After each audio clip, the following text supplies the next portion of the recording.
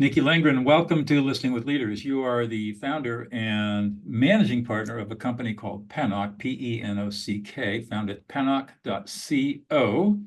And as I'm sure you'll tell us in more detail, you guys are a marketing agency for lifestyle and women's health products, beauty products, stuff like that. And fascinating journey. Thank you so much for taking time out of your busy day to chat with us. Yeah, Doug, thank you for having me. I'm so excited to be here. For those of my audience who have not jumped onto our Authority Magazine interview that we did with each other, why don't you start out with a little bit of a backstory?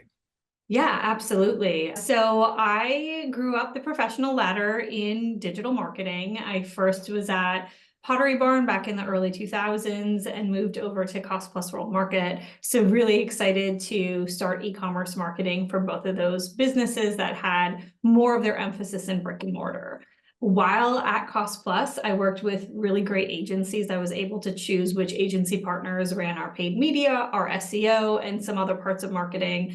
And it was there that I realized that the agency folks seemed to be the masters of it all. They had so much more rich, detailed knowledge than anyone at my company had related to digital marketing. So from there, I moved into an agency where I helped 45 brands across entertainment and lifestyle and even music grow and scale their e-commerce products. And bebopped around from in-house to agency side a couple more times before starting Pennock, having a full view of what both sides of the parties needed to come to the table with to really have a strong relationship with the in-house team. And so I think that's what Pennock does a little bit differently. We're boutique in nature. It's just a bunch of females who are working fully decentralized from our home offices. And we help these lifestyle and beauty brands really grow and scale their e-commerce business through a more integrated approach into their overall marketing mix. How did you come up with the name Pennock?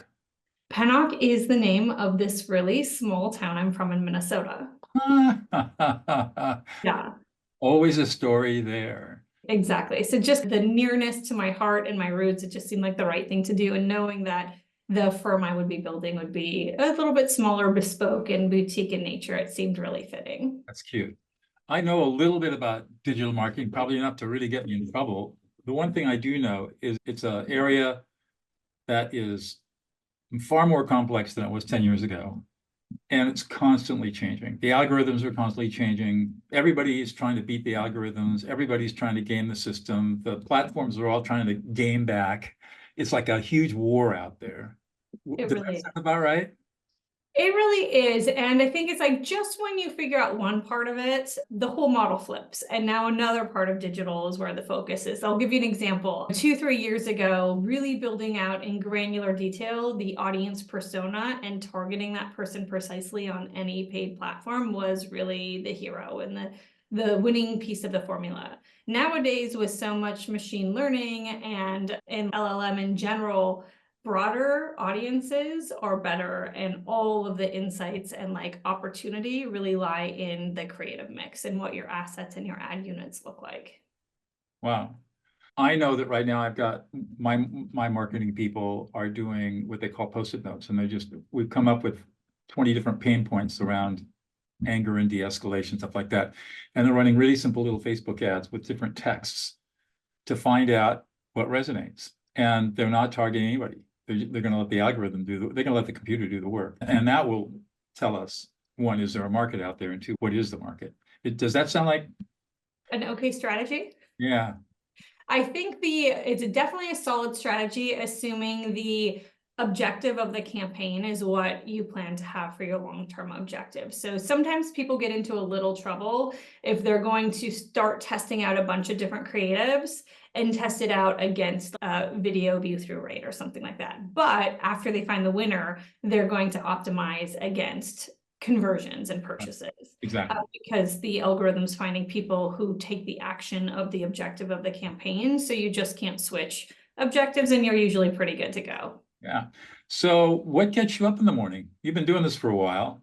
I have. Yeah, I think for me right now, I have a really small team. There's just 8 of us full-timers. The ninth is on maternity leave as we speak. And to me, it's really just helping them build something that is exciting for them to wake up to every day. So what I really like doing as an operator is like tweaking and refining what we do.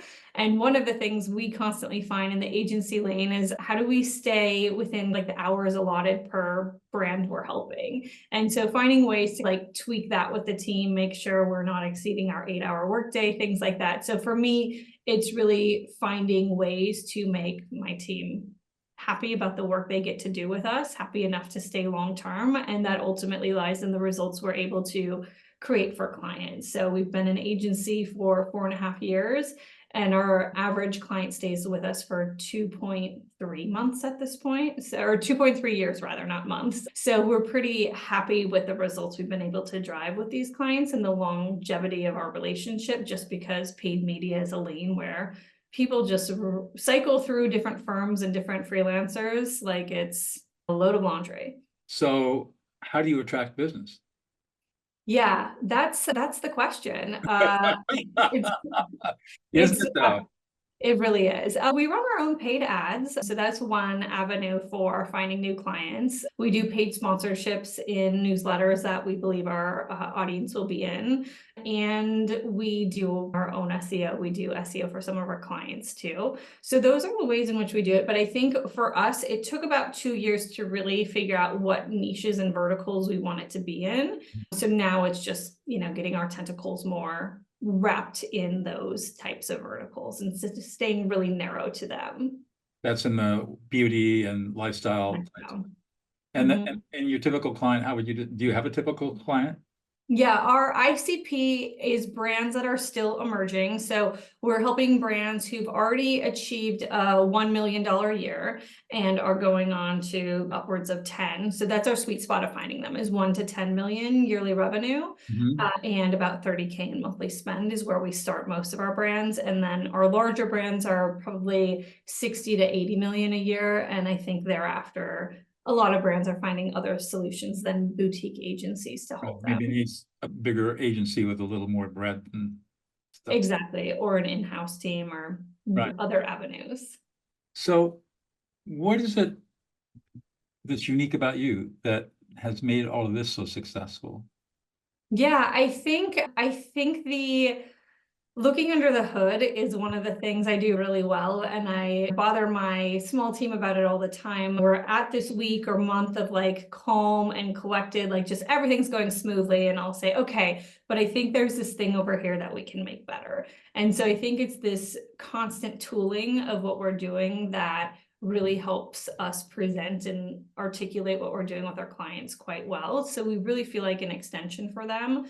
Not to say other agencies and freelancers, consultants don't do that, but I think that's one of the things our clients really respond to us well about. And then we're usually looking outside of the typical channels and venues. So we're not just a Meta and Google's agency. We do Spotify ads, we do programmatic, we do a lot of TikTok, Pinterest. So really whatever the client's objective is, we'll find the best possible solution for helping them get there. How are you all able to stay on top of the constant change that we were talking about just a few minutes ago?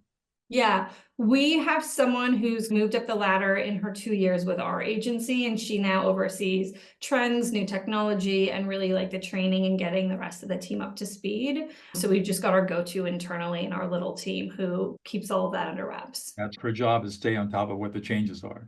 Yep, exactly. Where is AI going to take you guys? Yeah, that's something we constantly evaluate. We found a lot of solutions for AI for media buying that are not necessarily better than humans. So yes, for now on that front, that we're better than AI, but we're finding there are paths to AI starting to beat or be at the level of humans. So we're going to think about how to augment what we do by humans and what we do by AI in the media buying lane, specifically in media planning. And then on the creative lane, we're also looking at a couple different solutions. One, creative briefing is really sometimes painful and tedious with our brands and their creative partners. And then also just actually making the assets as something AI will be helping us with. So in those two lanes in particular, landing page AI is coming a long way too. So it's definitely going to be our bread and butter in terms of how we operate and what we do next. What's a landing page AI?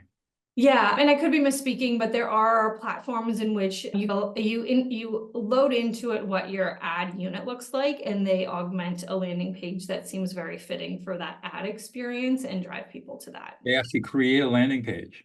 Yeah, a human still has to do a decent amount of lift. Just even with AI creative, it's usually not completely done once you push it through an AI system, but it's getting a lot closer. Wow. The title of this podcast is Listening with Leaders, and I teach listening, deep listening, emotional listening as a lawyer turned peacemaker.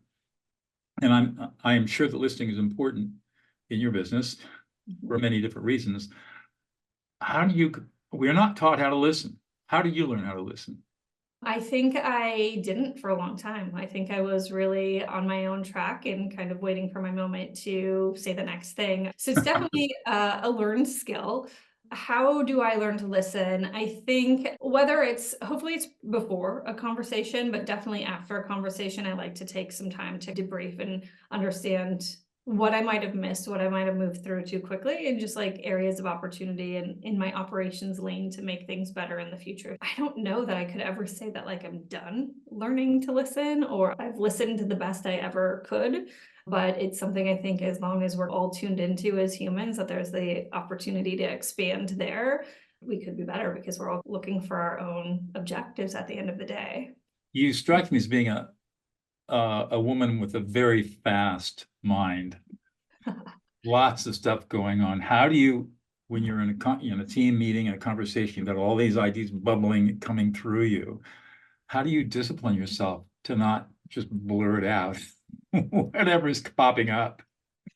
Yeah, that's a good question because I do think I might throw a lot out there all at once. But to me, there's a level of the rhythm of the way in which you have to outline what you're saying that lands with people. So I'm very much like the 30K foot view to the 300-foot view. So I really try to distill, at least when training team members or clients on how we do things, that it's in a way that's like the beginning to the end of the journey and the least detail to the most detail. So to me, that's an important thing to try to think through when articulating anything to anyone who is engaged. So when you're meeting with clients, is it typically a client team, or individuals, or a combination? Yeah, so when we meet with clients, it's usually their VP of marketing or marketing director in-house at the brand, and usually a support staff member or two on the marketing side. So my account manager will be leading all of the conversations. We have 20 clients, so I'm not involved in every client conversation, but I do try to listen in to at least one a month or one a quarter when we do our quarterly business reviews. But I'm really active listening then because I'm not the account manager, and to all of a sudden swoop in and pretend I am for one call a month or one call a quarter, I think leaves a really interesting taste in our client's mouth because they're like, why does Nikki present every 10th call or every whatever? So I'm really in the lane of listening and note taking and telling my team members what they did well and what they can improve upon. So what do you do when you encounter people who are not so good listeners? I'm usually pretty blunt and I'll ask them to take notes and write this down. So if they have a pattern of not really retaining what they're hearing, I ask them to tell them we'll pause and they should write that down. Wow, that's pretty direct. Yes, that's a true fact about me. So I'm a pretty direct person. I think that's a good thing, which is what you get, right? Mm-hmm. So what do you think the future of Pennock's going to be? Yeah, we carved this niche intentionally, so I don't think we're going to be broadening the niche to any extent. While we're a small team, I don't think we'll be adding on a ton of different service offerings because I think the reality is no matter how much AI comes into the marketing landscape, we can't all of a sudden be good at 8 different parts of marketing. Right. So I think we're going to intentionally carve out and work with hopefully bigger and growing brands in our vertical and continuing to increase our yearly revenues and profits so we can continue to sustain and ideally grow our team size. How do you measure your personal success? Oh, wow. That's deep. I might have to go back and talk to my business coach about that. A few ways in which I would do that is maybe the overall happiness of my team, the length of time they've stayed with us before turning over. We try to be pretty open with NPS and stuff like that we do with our teeny tiny team. But like just getting that feedback and making sure that the team is not only just satisfied because it's a place to be employed, but satisfied because they're growing in their careers. And then similarly, like the length and time in which we keep our clients and overall why they're leaving us. And I'd say like most of the clients who've left us have left us for reasons to some extent beyond our control. So that makes me feel better about the work we're doing. And I sleep pretty good at night. So That's good. And that kind of leads into work-life balance. You've got all your team members are women. I yeah. presume, are they mostly all women with children, and they got to manage and balance a whole bunch of different stuff going on? Yes, exactly. We're all a group of multitasking women. Yeah, so it's really important to me. I didn't start a small boutique agency so that I could work people to the ground and then have them turn over every 11 months. So for me, I think this month already, we're about 12 business days in. My team's been working an average of 9-hour days instead of 8-hour days. So it's really important for me to say just that extra hour every single day is not something that really impresses me, right? Like we should be working within an 8-hour day. If we could work 7 hours, I'd be totally fine with that too. But for me, I don't want to get a team or a culture or company that's in this burnout mentality and overworked mentality. So that's a really interesting leadership problem. You've got these women who are all remote, all friends, probably friends and colleagues of yours. They're all dedicated to the job. They love what they do. And I suspect that they'd rather spend time working than maybe doing diapers or something like that. Possibly, yeah. The men should take a more active role in all of that, that's for sure. But still, they should have their free time back. That final hour of the day to go work out, to do some meditation, whatever it is that kind of refills their cup, I think is a better use than them spending an extra hour in front of the computer trying to crank something out. Yeah. How do you manage? How do you keep your really aggressive go-getters from overworking? Yeah, I think the commonality between the ones who overwork is that they tend to be a little bit younger and a little bit greener. So I think they just have, to some extent, in their stereotypes in there too, but they're not as busy with their time.